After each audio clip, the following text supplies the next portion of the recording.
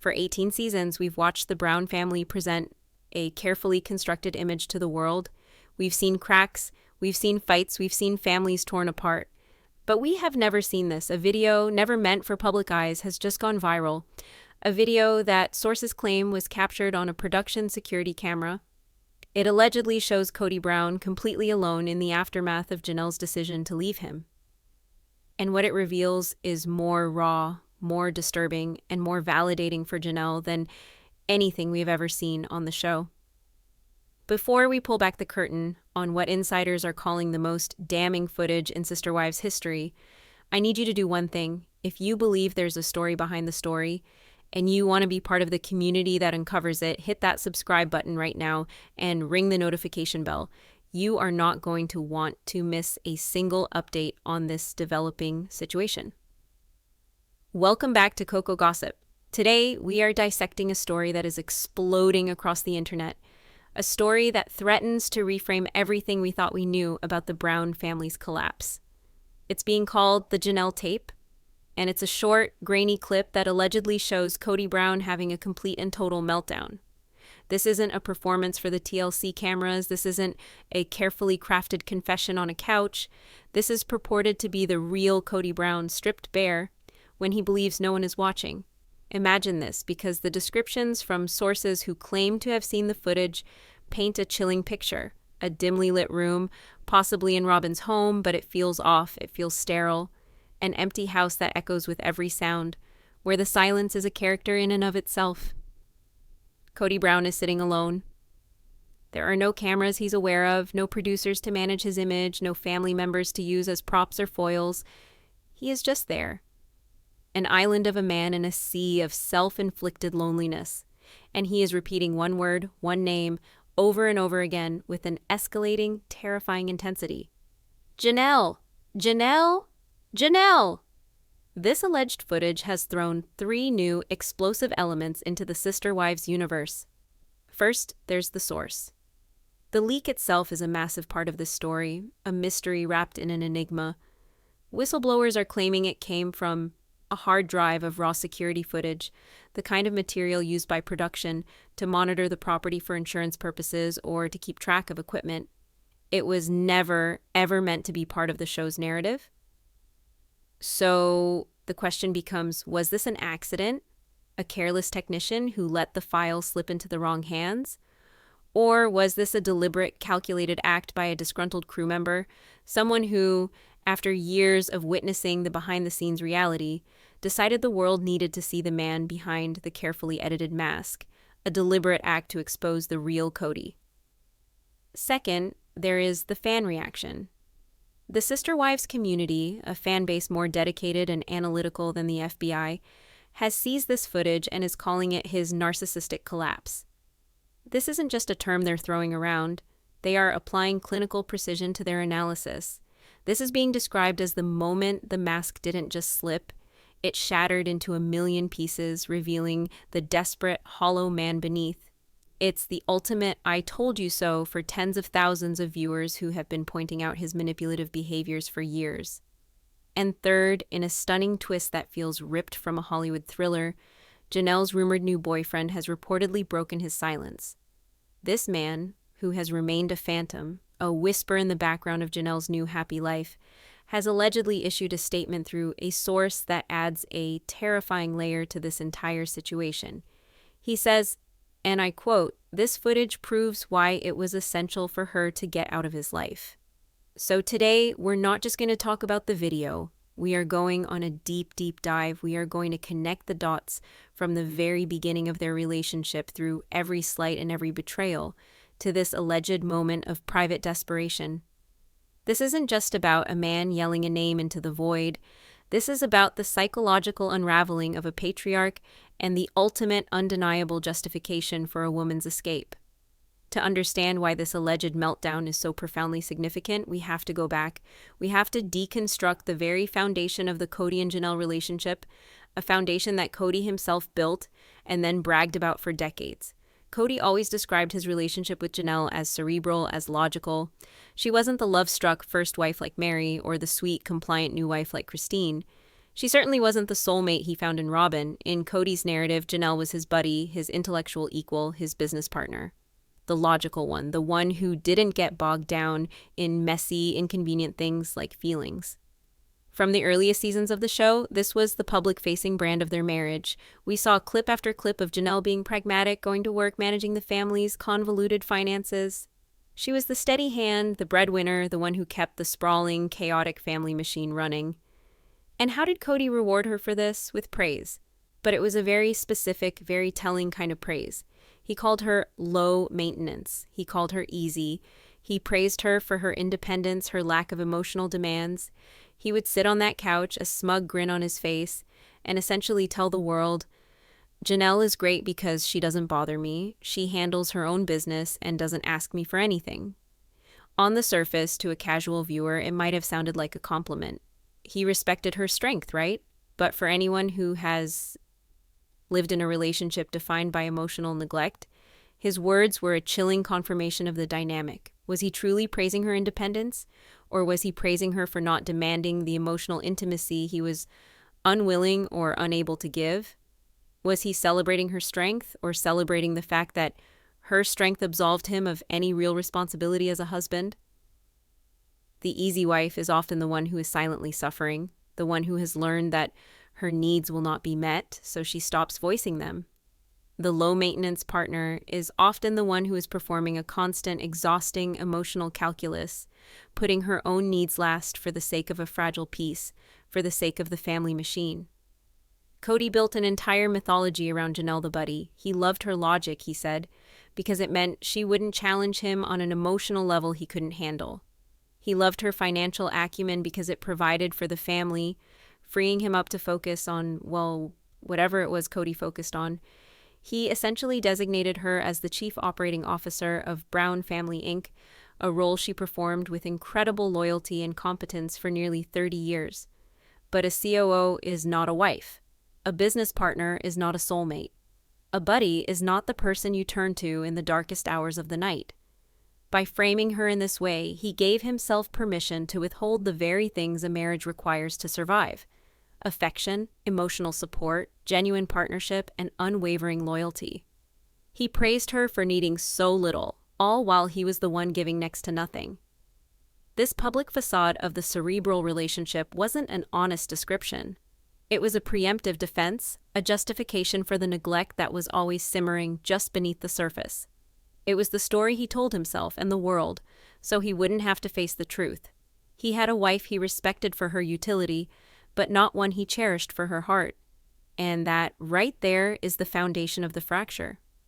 This alleged breakdown, this primal scream into an empty house, didn't happen in a vacuum. It wasn't a sudden snap. It was the final violent eruption of a volcano that has been building pressure for over a decade.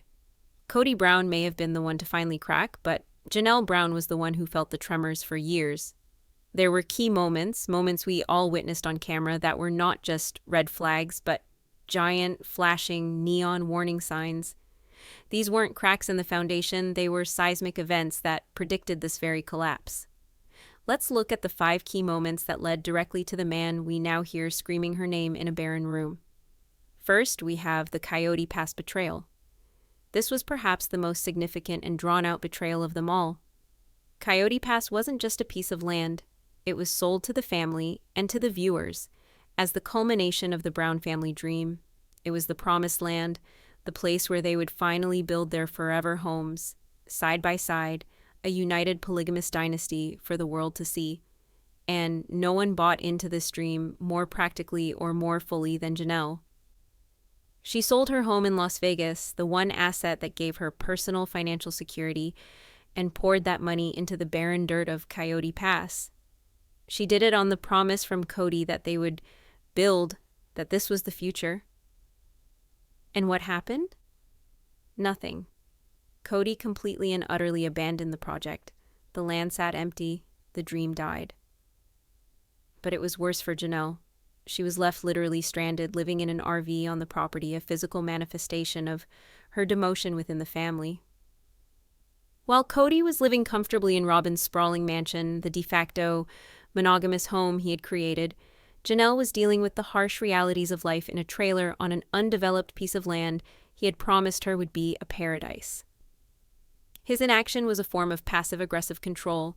He didn't have to say, "Your dream doesn't matter." He simply showed it to her day after day. He held the entire family's future hostage to his whims, and his whims were dictated by his life with Robin. He sold Janelle a dream of a cohesive family property, only to leave her financially and emotionally stranded in a metal box. He didn't just break a promise.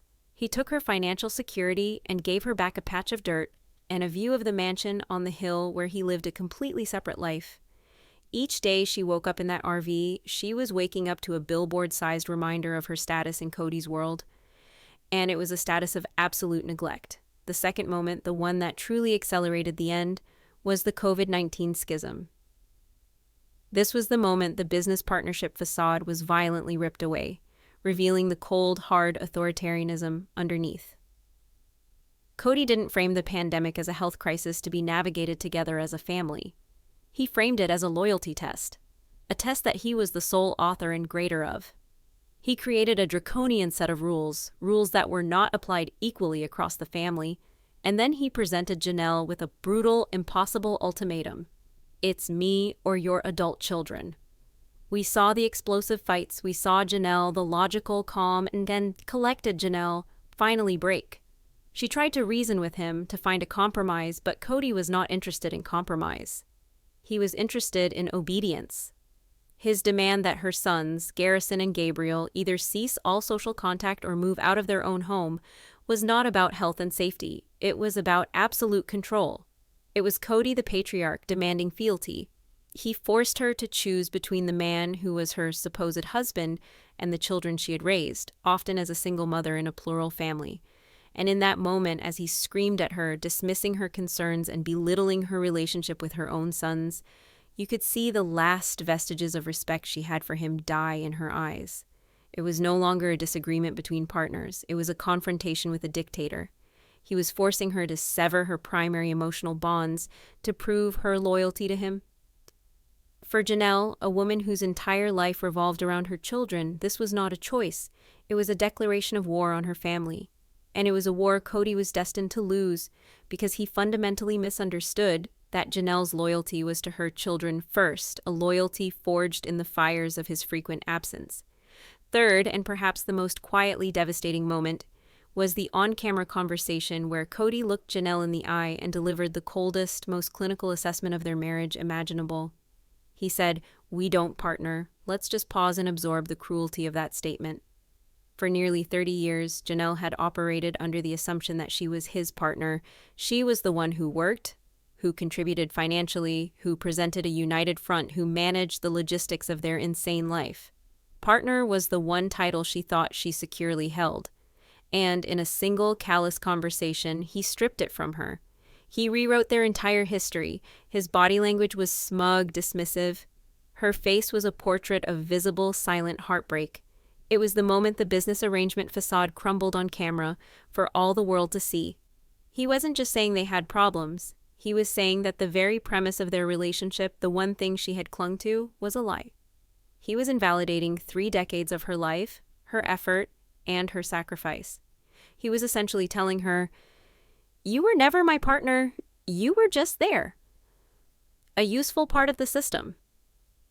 The quiet dignity with which Janelle absorbed that blow was astounding, but make no mistake, it was a mortal wound. He had just told his COO that her position had been eliminated effective immediately, and that, in fact, it had never really existed in the first place. Fourth, we have the gaslighting over the holidays. This was a masterclass in narcissistic manipulation. During an explosive fight, Kody, frustrated by Christine's departure and Janelle's growing independence, unleashed a torrent of blame. He accused Janelle and Christine of creating a family that doesn't respect him. He painted a picture where he was the innocent victim of a conspiracy hatched by his bitter, disloyal wives. He completely and totally absolved himself of any and all responsibility for the family's dysfunction. Think about the psychological gymnastics required to make that claim. The man who had abandoned his family for months during COVID, the man who openly favored one wife and her children, the man who refused to travel for his daughter's major surgery. was now claiming that the family's lack of respect for him was a problem they created. This is classic gaslighting. He was rewriting reality in real time. To fit his victim narrative, he was taking the consequences of his own neglect and abuse and framing them as an attack on his authority. He wasn't just refusing to see his own fault. He was actively trying to make Janelle believe that she was the crazy one, that her feelings of being ignored and disrespected were not a valid response to his behavior, but rather a flaw in her own character. It was a desperate, transparent attempt to maintain control by warping her reality. And that leads us to the fifth and final moment, the final conversation. The talk where Janelle, after absorbing decades of neglect and disrespect, finally said the words, "It's over." The most telling part of this entire exchange was not what Kody said, but his reaction. It was utter gobsmacked disbelief, a deep, profound shock. But you have to analyze the nature of that shock. This wasn't the disbelief of a heartbroken husband losing the love of his life. This was the disbelief of a CEO whose most reliable, most competent, most low-maintenance employee just walked into his office and handed in their resignation without any notice. It was the shock of a king who has just been informed that his most loyal subject is renouncing the crown. He couldn't comprehend it. In his mind, Janelle was the stable one, the one who would always be there, the one who would put up with anything for the sake of the principal or the family. He couldn't process the loss of love because there was very little of it to begin with. What he couldn't comprehend was the loss of control, the loss of her income, the loss of her steadying presence, the loss of a crucial functional piece of the machine that propped up his ego and his lifestyle. The man we saw in that final conversation, stunned and disbelieving, is the embryonic stage of the man who would allegedly be found later, screaming her name into an empty room. The shock had finally worn off, replaced by the terrifying, echoing reality that she was gone and the entire empire he thought was his was collapsing around him. Now, we come to the footage itself, the epicenter of the earthquake that is shaking the Sister Wives world to its core. Let's set the scene based on the detailed descriptions provided by sources who have allegedly seen this raw, unfiltered moment of Kody Brown's private reality. The location is key. It's reportedly inside one of the Flagstaff homes, most likely the large house he shares with Robin, but it looks empty, barren. Insiders describe a room that feels hollowed out. There might be boxes stacked in a corner, a sign of a life in transition, but the overwhelming impression is one of sterility and abandonment. Life has been sucked out of the room. This isn't a warm, bustling family home anymore. It's a holding cell of his own making, a beige-walled prison of loneliness. The emptiness of the house is a physical manifestation of the emptiness in his family, the very void that he himself created brick by brick, with every act of neglect and favoritism. He is a king sitting in an empty throne room, wondering where his court has gone.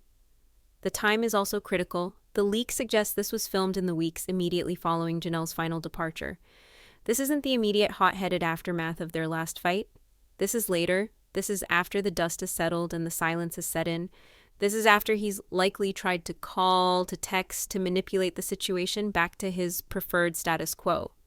He thought he could win her back. He thought, like he had done with Mary for a decade, that she would just wait. He believed her resolve would weaken, that the habit of being a Brown would pull her back into his orbit. The trigger for what happens next is the dawning, horrifying realization that she was truly, finally gone. This wasn't a phase. This wasn't a negotiation tactic. This was the end, and he was completely unprepared for it. Then there is Kody's appearance. He is not the preening, hair-conscious, peacocking Kody we see on camera. He's not performing for an audience. Sources describe him as disheveled, wearing the same clothes for what looks like a day or two. A wrinkled shirt, maybe sweatpants. His famous curls are a mess. His posture is not one of a confident patriarch. It is defeated. He is slumped, a man carrying the invisible weight of his own consequences. This is Kody with no audience to charm, no wife to blame, no producer to spin. Or so he thinks. This is the Kody behind the curtain, and the sight is reportedly pathetic and deeply unsettling. Now for the breakdown itself. Witnesses who have described the clip say it has 4 distinct emotional phases. It's not just random yelling, it's a journey through his psyche, a descent into the echo chamber of his own ego, and it is chilling. Act 1 is the command, the patriarch's bellow. The clip allegedly opens with Kody pacing, a caged animal in a self-made zoo. He's agitated, muttering to himself. He stalks across the empty room, stops and looks at the empty doorway as if he expects Janelle to materialize out of thin air. And then he says her name, loud and sharp. Janelle! It is not a question. It is not a plea. It is a command. It's the sound of a man summoning a subordinate who has dared to leave her post without permission. It's the same tone he uses on the show when he rants about respect, about obedience, about loyalty. This is the king of a castle who has just realized his walls are empty and his decrees are falling on deaf ears. He isn't mourning a loss of love, he is raging against a loss of power, a loss of a fundamental component of his universe. He is yelling her name as if the sheer force of his will, the power of his voice, should be enough to bend reality and bring her back into line, its entitlement in its purest, rawest form. Act 2 is the confusion. The narcissist's why. After the initial bellow of rage fails to conjure her presence, his energy shifts. The anger gives way to a bewildered, almost childlike frustration. His voice cracks. He says her name again, but the tone has completely changed. It's a question now laced with genuine, pathetic confusion. Janelle? Janelle? Why? He might run his hands through his hair, look up at the ceiling as if pleading with a higher power to make it make sense for him. But here is the crucial distinction. He is not asking, why did I drive her away? He is not asking, what did I do wrong? He is asking, how could she do this to me? The focus is entirely, pathologically, on his own sense of victimhood. This is a textbook example of narcissistic injury.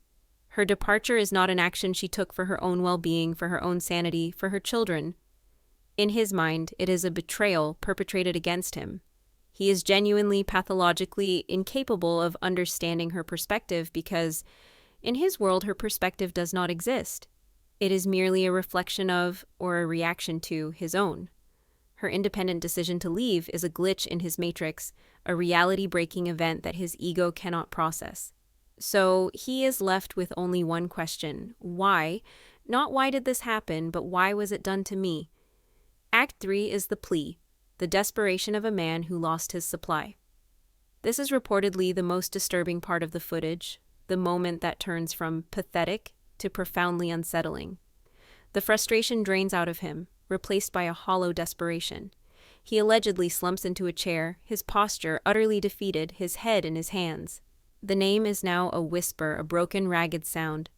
Janelle, please, just Janelle. It's a moment of what, on the surface, looks like vulnerability. It looks like heartbreak. It looks like genuine sorrow. But through the lens of his behavior over the last decade, we have to ask a deeper question. Is this genuine sorrow for the loss of his wife? Or is it the raw panic of an addict who has just lost his supply? Janelle, along with Christine, provided Kody with a specific and vital kind of narcissistic supply. She gave him validation. She made him feel like a successful patriarch. Her competence and financial contribution allowed him to maintain the illusion of a grand, functioning polygamous family. She was the steady, reliable source of stability that propped up his entire identity. With Christine gone, and now Janelle gone, two of his primary pillars have crumbled. He isn't just losing wives, he's losing his audience, his employees, his financial backers. The empire is failing. So when he whispers please, is he pleading for the woman he loves to come home? Or is he pleading for the return of a crucial component of his identity that she took with her when she left? It's the panic of a man realizing the resources he has exploited for decades are suddenly, irrevocably gone. And that leads to Act 4, the bargain, the last gambit. In the final moments of the clip, he allegedly looks up, his eyes scanning the empty room, and he looks directly towards the camera, not knowing it's there, of course, but it creates the chilling effect of a direct address. And he starts to bargain with the empty room, with her ghost. The family, Janelle, the dream Coyote Pass. He's invoking the very things he himself systematically destroyed. He is trying to wield the concepts of family and the dream as tools to manipulate her back into the fold, failing to realize that his own actions have rendered those tools completely powerless. He is the one who shattered the family. He is the one who let the Coyote Pass dream die on the vine. He broke the system, and now he is frantically trying to glue the pieces back together with empty words and broken promises, hoping their ghosts will be enough to lure her back.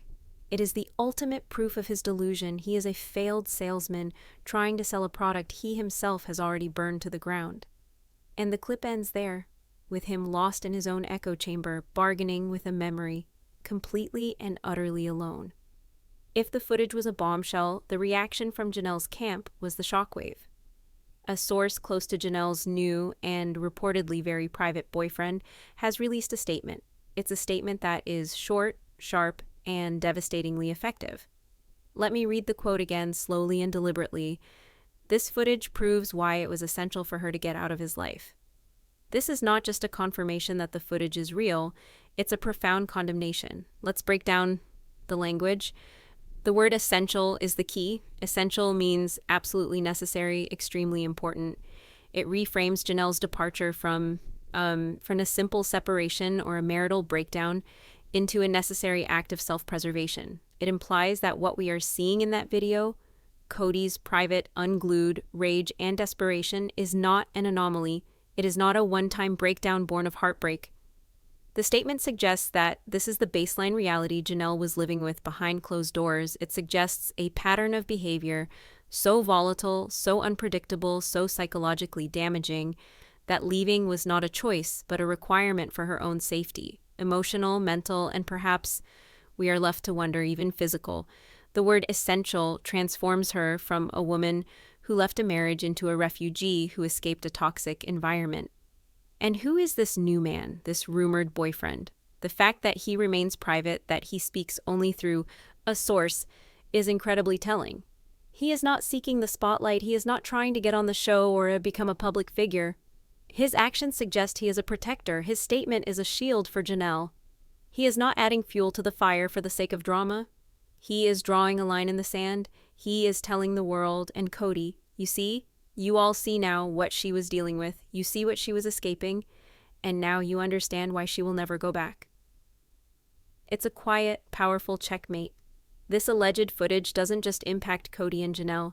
It sends ripples across the entire fractured family, forcing us to reevaluate the experiences of the other wives. For Christine, this footage is nothing short of total and complete vindication. Every tear she shed on camera, every time she was called dramatic or emotional, every accusation from Kody and Robin that she was the one who broke the family, that she was the one who gave up on the dream, this video absolves her of it all. It proves, in the starkest terms imaginable, that she wasn't running from plural marriage. She was running from him. She was running from the man who, in private, unravels in a terrifying display of ego and rage. This footage validates her decision 1,000 times over. It's the proof she never had, but always knew in her heart to be true. Mary's reaction, on the other hand, would be the most complex and tragic. She would watch this and feel a nauseating cocktail of pity, fear, and a bitter, hollow, "I told you so." She has seen this side of Kody for years. She has been on the receiving end of his emotional withdrawal, his cruelty, his rewriting of their history.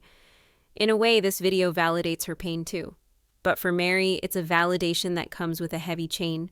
She was never able to leave. She endured the collapse of their relationship and still chose to stay, clinging to the thinnest sliver of hope. Does this video finally sever that last, stubborn string of loyalty? Or does it make her feel even more trapped, seeing the man she's tethered to for what he truly is, yet still unable to make the final break? It's a validation that offers no freedom, only a clearer view of her own cage. And then there's Robin, the last wife standing. How does she see this? This is the ultimate test of her reality. Does she watch this and feel a prickle of fear, recognizing the volatility of the man she is now in a monogamous relationship with?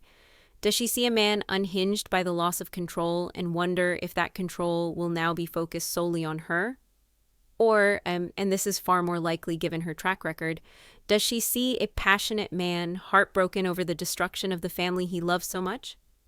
It's almost certain she would frame this as proof of Kody's immense love for the family and paint Janelle as the cruel, heartless woman for inflicting this profound pain upon him.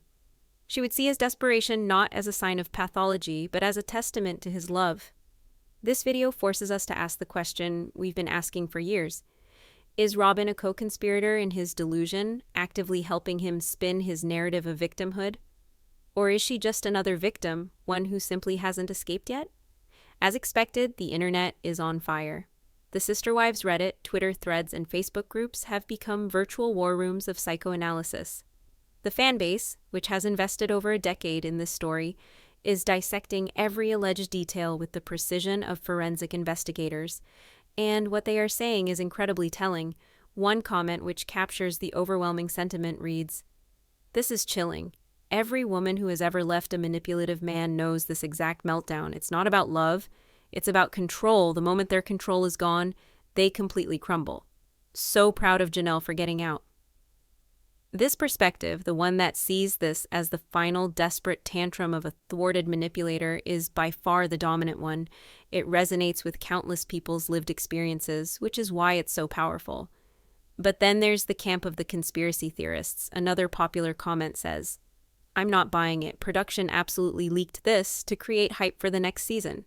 It's all manufactured drama to get us to tune in. Too convenient." This is a valid question. In the world of reality television, is anything truly real? Could this be a calculated move by a network desperate to keep a long-running show relevant? And finally, you have the armchair psychologists who are having an absolute field day. A highly upvoted analysis reads, "This is a classic narcissistic collapse. He's not sad that he lost her. He's enraged that his primary source of supply has been cut off.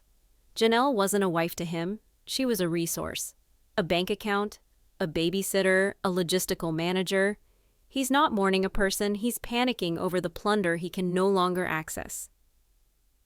These are the two main camps, those who see this as the raw, unvarnished, and validating truth, and those who suspect a deeper, more cynical manipulation at play by the network.